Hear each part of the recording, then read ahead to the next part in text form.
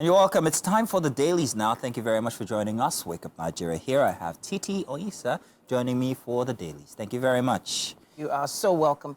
I have on display here the Nation newspaper. Let's start with the Nation, shall we? Yeah, we have this. It says government takes minimum wage talks to Nigerians in zones. That's what it says on the cover of the Nation this Tuesday, March 5th, 2024.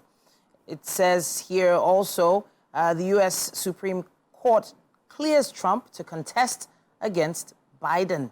Oh, wow. Interesting. Supreme Court. It's been a long journey. I want to say about the U.S. elections upcoming, it would seem that it's like there's no other choice. There's nothing we can do. You either have this guy who plain people say is obviously overaged. I'm talking about Biden. Biden, yeah. There have been many talks about his memory and stuff like that. And then you have Trump, who's the other side of the extreme, who himself seems quite aged, but however, a bit more... So I feel like... so I've never been pro-Trump because of his personality. Personality. But in terms of some of the things he did put in place, in comparison to the government that they have right now, the amount of inflation happening, a lot of people don't see the US dollar dipping because we compare it to the Naira, but I've seen it has dipped. Yeah, it has. Which is really bad for the economy. And of course, the two wars that happened on his watch. Now, hey, Trump didn't have any of those in his back pocket. True. So there are some good detailed policies that Trump put in place, and also whatever happened after the policies. There's some and maybe he wants to repair some of the wrongs he did in the beginning. But his personality is the one thing that actually outshines or overshadows any other good that he's done. Yeah. But you've got more inside of the Nation, don't you? Yes, I do. Right at the bottom, it says here, CBN slashes customs FX duty rate. It also says Ondo varsity workers disrupt convocation. Interesting. If you want to find out more, pick up the cover of the Nation. Interesting that they should slash the FX and duty rates, because only a couple of weeks ago there were some dues that were increased. Yeah. So exactly what's that doing? Are we going back to the old rates, which were not even comfortable anyway? I feel like there's a lot of testing going on. A lot of that happening. To see what works. Let's do the Daily Times next, shall we? Okay. Front page for the Daily Times, looting of foodstuff. Atiku warns on imminent disaster as Obi slams FG over Ukraine's grains donations. At the very top, FG kickstarts public hearing on national minimum wage. Bottom for the Daily Times, court adjourns Kano's $1 billion suit until March 18th. Equities market begin week on bullish note as investors gain. And Tinubu returns from Qatar. At the very bottom, Wigwe, Dangote, Edun, Kasodo, AFDB president, others pay tribute. It was a beautiful ceremony yesterday, and a lot of people were on ground to immortalize the past.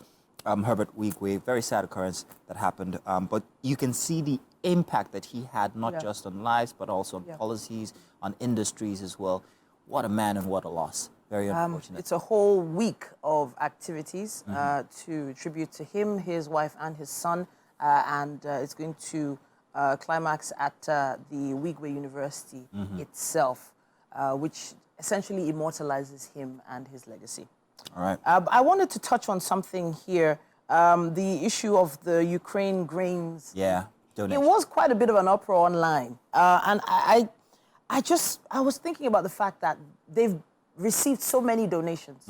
The Ukraine have received aid, received food, and they still have produce that they need to, offload.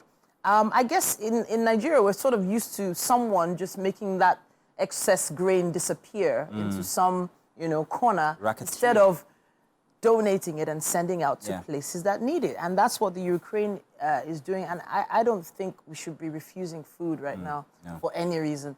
So I don't see it as an embarrassment. I don't see it as anything bad. That's just my opinion. Collect it. Give to the people that need it. Yeah. What headlines do you want to go? We have the Vanguard newspaper here as well. Corporate Nigeria shuts down Lagos for Wigwe as Dangote, Edun, Cardoso, Sanwo-Olu, Adeshino, Imohede pay tribute. And yes, of course, the same story from the last paper there, tributes to the late Herbert Wigwe, who passed away last month. At the top left there, why SIMs previously linked to NIN were barred. Because that happened It did. Yes, I've had to re-register my SIM 3 different times. So the third occasion, I was absolutely sure that I am doing this now, pictures and everything, and then yet I still get the messages telling me to go and re-register my SIM. Like, what's going on here? Not very convenient. And I'm just wondering, sort of software, sort of things being put in place, security is being put in place to make sure that, you know, people's registrations are not being deleted or muted or whatever it is. That happens. I hope not. I'm not looking forward to seeing an SMS like that. No way. It also says here, electricity. Discos reject 200 or rather 753 megawatts despite federal government's pressure. And let me wrap it up with this one. It says, NPR, Obaseki faults CBN, warns of tougher times ahead. That's what we have on the cover of the Vanguard. Alrighty. I'm going to do the Punch now, the Punch newspaper. Food crisis, OPS warns of shutdown as hoodlums loot more trucks. Building materials, spaghetti trucks attacked in Ogu, Kaduna, 15 arrested in Abuja. FG condemns warehouse looting. Kano store evacuates wares. States to get free grains. Looking forward to that one. But this is just a picture in time of 2024. What's going on now is the extreme poverty and people resorting to, well, these means of getting fed. Not to be encouraged, however, means the government has to do plenty to make sure that things and people are satisfied. AFDB plans $2.7 billion budget agri loans for Nigeria. Yes, go back to the farms. Perhaps that's what we all need to do. Leave the white-collar jobs and start farming. What we need, food, shelter, and clothing. These are the essentials of life. And if we put more a focus on these, perhaps things would be better for Nigeria as we continue to provide from inside instead of expect grains from Ukraine. From outside. Well, not expecting it, Well, hey. but if it's a donation, it's a handout, I'm going to take it. That's just me. True. But I'm also thinking about how it is in Asia now, where in, I think, Japan and in China, where rooftops are essentially hydroponic farms. You know, people are growing their own food. Self-reliance. It's healthier.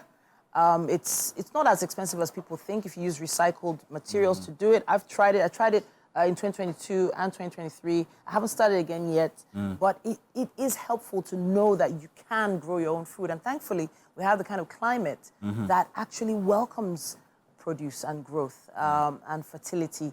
And I think we should start looking to that a lot more. Let's end the headlines with this one. An advice from Obasanjo as he tells the federal government, approach Zimbabwe for solutions to inflation. Because they've been through this before. So what lessons to learn? We're slowly going to that path where the Naira is becoming absolutely nothing. We remember jokes that we used to make about the Zimbabwean currency from before. Let's hope we don't get there. But that's good advice. Thank you very much. I also wanted to just say financial literacy generally. People need to understand what it is, what money actually is. And I think we need to start from schools, from secondary schools.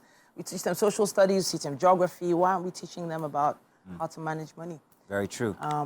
But hey, that's another conversation. For education here, I propose. In any case, thank you very much for sticking with us for the papers. Let's...